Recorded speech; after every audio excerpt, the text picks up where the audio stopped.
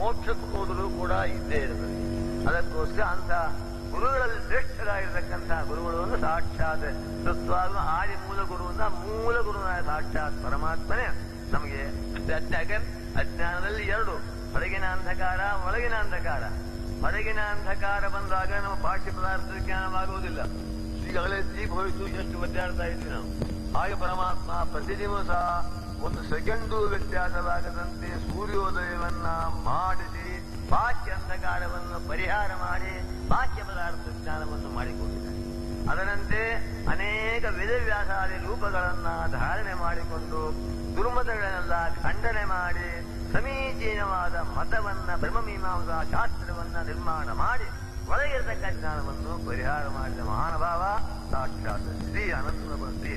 ಇಂಥ ಮಹೋಪಕಾರ ಮಾಡಿದ ಪರಮಾತ್ಮನ ಒಂದು ಉಪಕಾರವನ್ನ ನಾವು ಪ್ರತಿ ದಿವಸ 24 ಗಂಟೆ ಸ್ಮರಣ ಮಾಡಿದರೂ ಸಾಲದು.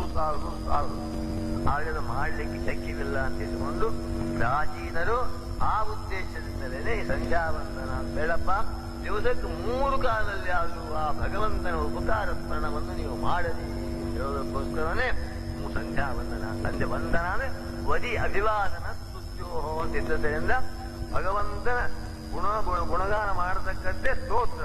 ಬೇರೆ ವದಿ ಸ್ತೋತ್ರ